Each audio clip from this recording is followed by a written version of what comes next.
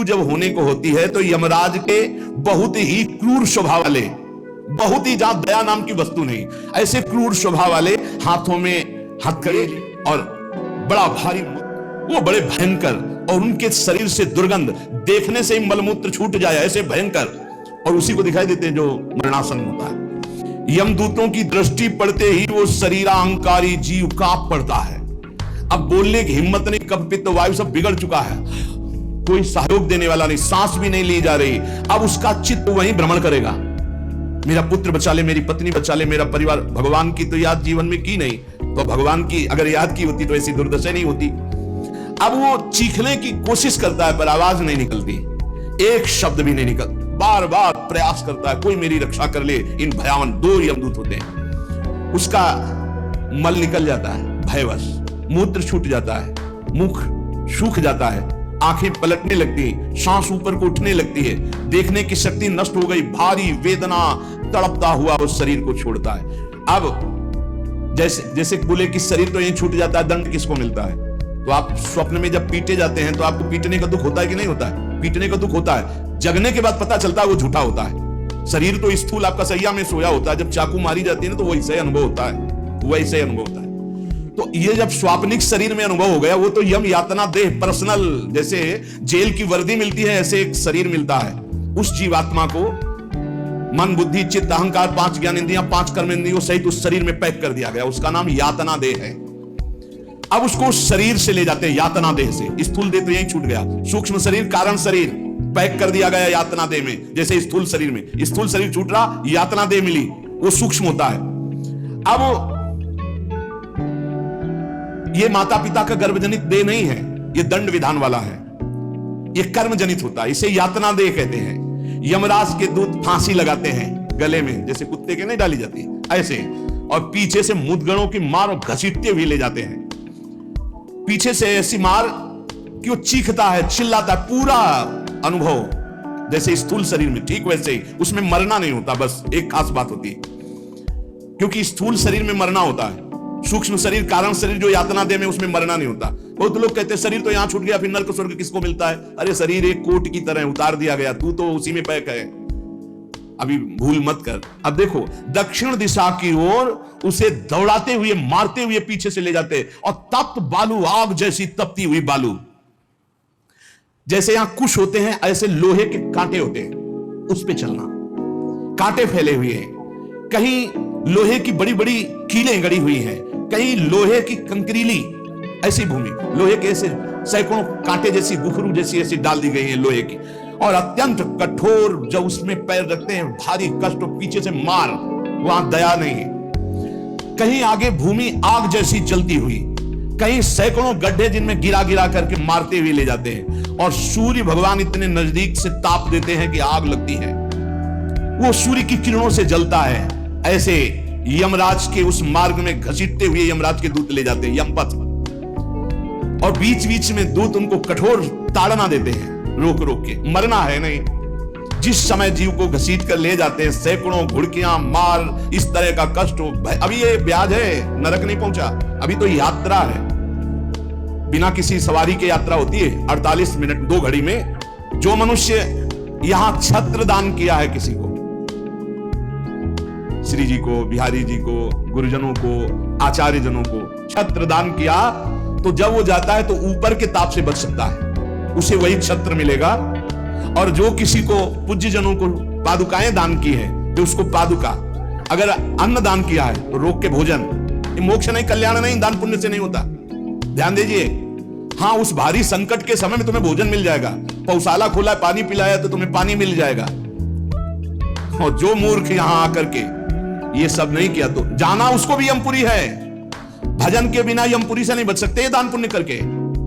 अवश्य में भोक्तव्यम कृतम कर्म शुभा शुभम, इसीलिए समझ लो, सोचते हो कि हमने दान पुण्य कर दिया, हमारे लिए भी मान आएगा परम पद का। जाना नरक ही पड़ेगा। बारी मथे घृत होए बरु सिकताते बरु तेल, बिनु हरि भजन न भवतरी या सिद्धांत पेल। भजन के बिना नहीं, इसलिए कह राधा राधा राधा। अब इस प्रकार की यात्रा, अनेक प्रकार से कष्ट भोगता हुआ पाप पीड़ित जीव धर्मराज के नगर में पहुंचा। अब वहां सेकंड के कम हिस्से में हिसाब हो जाता है, ऐसा थोड़ा क्या नाम है, कहां से लाए हो, क्या क्या किया, ऐसा नहीं। 1 सेकंड के कम हिस्से में तो बहुत लाइन लगी हुआ। यम यातना के शरीर में भारी कष्ट भोगता हुआ जीव दाह का अनुभव करता हुआ, कांपता हुआ, भयंकर वेदना से युक्त सामने खड़ा हुआ। देखते ही निर्णय हो गया। अब वहां से उसको उसके कर्म के अनुसार नरकों में ले जाया जाता है। जिसने यहां सूर्य भगवान को प्रातः काल उठ करके जलांजलि दी है, पुत्र हैं भगवान यम, सूर्य पुत्र, जो अपने पुरखों का पिंडदान किया है, जो समय समय पर अपने पूज्य जनों को, गुरुजनों को, संतों को अपने घर में बुलाकर भोजन पवाया है, जो बुजुर्गों को तेल मालिश करके, जैसे उन्होंने हमें तेल मालिश करके पुष्ट किया, ऐसे वृद्ध माता पिता के जो चरण दबाना है, शरीर पर तेल लगाना है, उनके वस्त्र धो देना, उनको भोजन कराना है, उसको वहां थोड़ा आदर मिलता है। बैठो, खान पान, थोड़ा सुख सुविधाएं।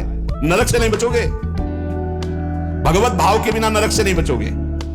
जो जो उसने सेवाएं की है, वो सेवाएं, आए हो नरक के मार्ग में तो थोड़ा तेल मालिश हो जाएगा, खवा पिया दे जाओगे, थोड़ा शीतल जल पीने को मिल गया, खान पान की, विश्राम की व्यवस्था थोड़ी समय के लिए। अरे इसीलिए जैसे हरिवंश नरक गति, तो ये जो अपने माता पिता को गाली देते हैं, जो मनमानी आचरण करते हैं ना, खूब अच्छे से तृप्त होते हैं। अब बात यह कि याद नहीं रहती ना, जैसे गर्भ की बात याद नहीं, अगर गर्भ की बात याद आ जाए तो तुम भजन के सिवा कुछ नहीं करोगे। मरने की बात याद आ जाए कि पीछे जब मरे थे तो कितना कष्ट हुआ, मां के गर्भ में रहे कितना कष्ट हुआ, ऐसी जेल तो है ही नहीं मां के गर्भ जैसी। विचार करके देखो। अब वो मृतक जीव जो जो सुविधाएं दान की थी, वो उसे कुछ दिन के लिए वहां सैया मिल गई, भोजन मिल गया, विश्राम मिल गया। कुछ दिन के लिए भाई, बहुत होश में दान पुण्य के भरोसे मत रहना। अब जब वो पुण्य खत्म हुआ उनका, तो यमदूत उनको साथ लेकर गए। 12 दिन तक उसको पुण्यों के भोग का अवसर मिलता, तभी तक 13वीं तक कहते हैं जीव को नरक की गति नहीं दी जाती। 12 दिन तक उसको होगा कोई विश्रामालय, उसमें रखा जाता है। 12 दिन तक जो पुण्य सुकृत हुए उनको भोग ले, अभी आराम कर लो, नरक आए हो। अब नरक में प्रवेश होगा 13वीं के बाद, तभी कहा जाता है जल्दी जल्दी 12-13 दिन को पुण्य कर ले, उसको दान करो आत्मा को, तो उसकी उन्नति हो जाएगी। कोई ये झूठी बातें नहीं है। और राधा नाम बोल दिया एक बार तो इसके बराबर कौन सा पुण्य होगा? यमराज के खाते में पुण्य वाला है ही नहीं ऐसा जितना राधा। अरे जाने नहीं पड़ेगा भैया, राधा नाम जिसकी जिह्वा से निकला, अनुल्लिख्यानंतान अपि तदपराधान मधुपति। इसीलिए तो गरज कर कहते हैं, अब जिनको नरक भोगना है वो नहीं सुनेंगे भगवान नाम महिमा, भगवान नाम जप नहीं करेंगे।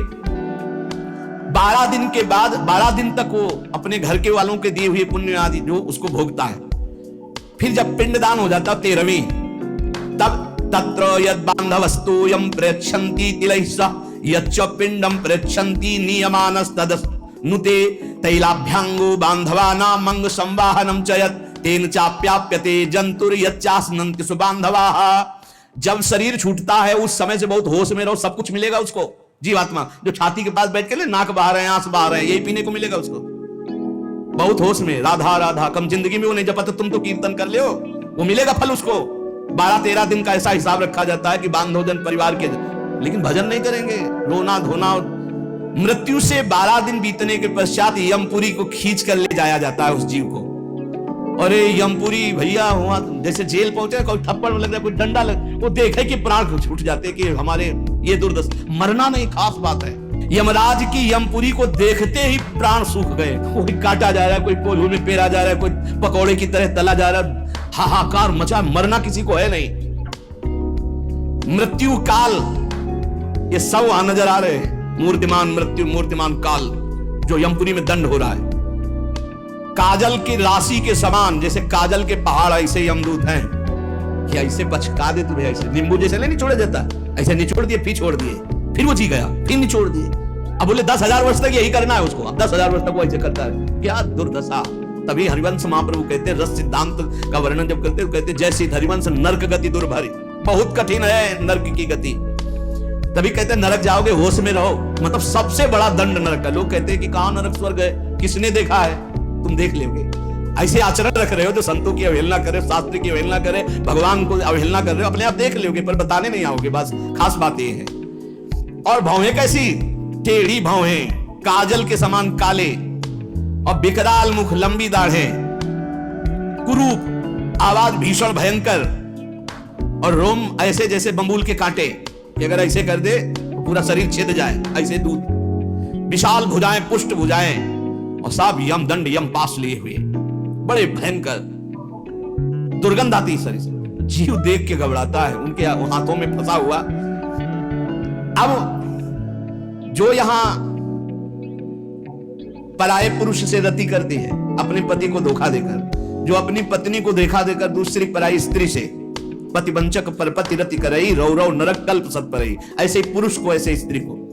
रौरव का बड़ा भयानक स्वरूप है।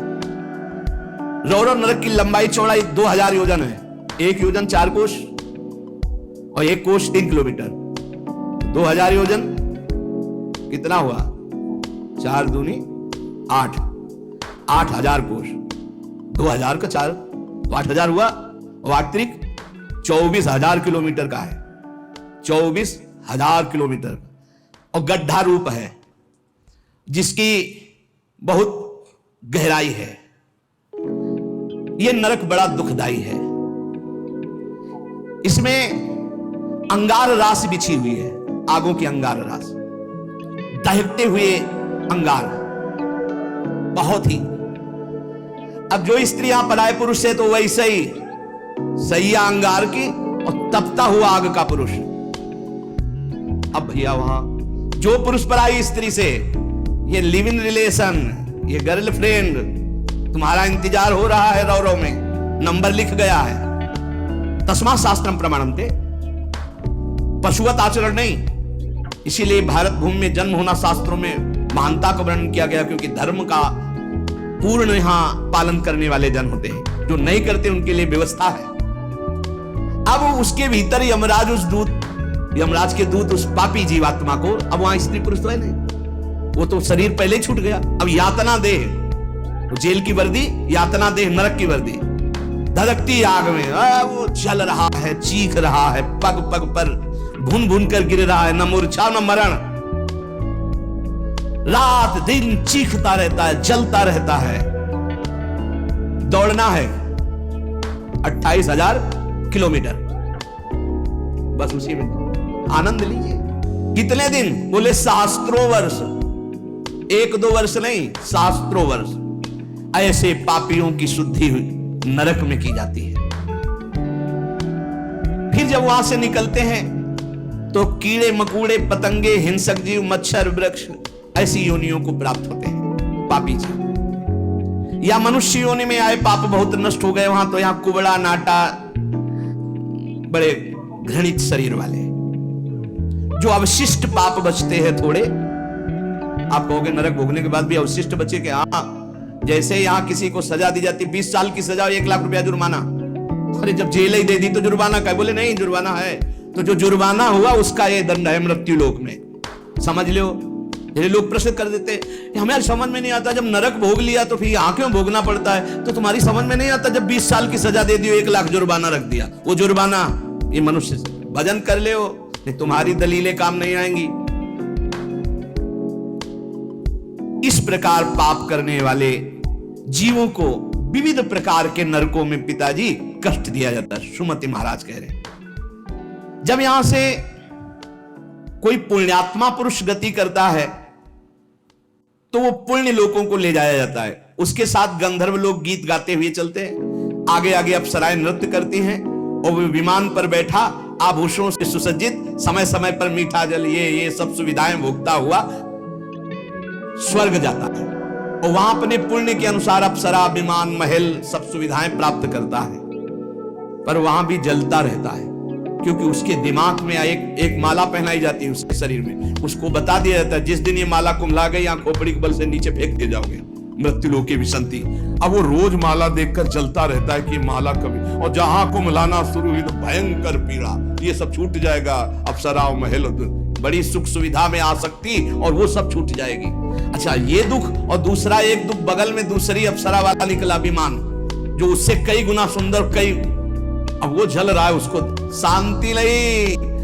तब लगी कुशल न जीव कहूं, सपने हूं मन विश्राम, जब लगी भजत न राम कहूं, शोक धाम तज काम।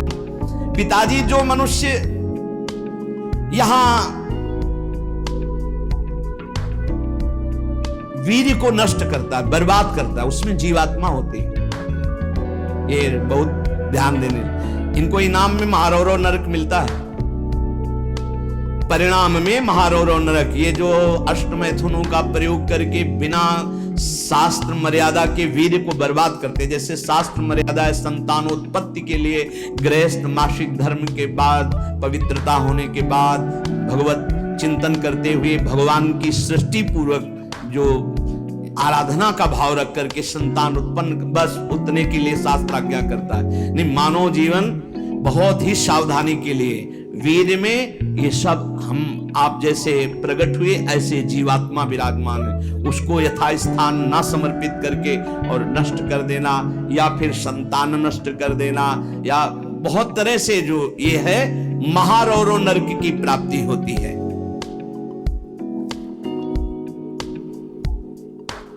नारकी घोर दुखदायी नरकों में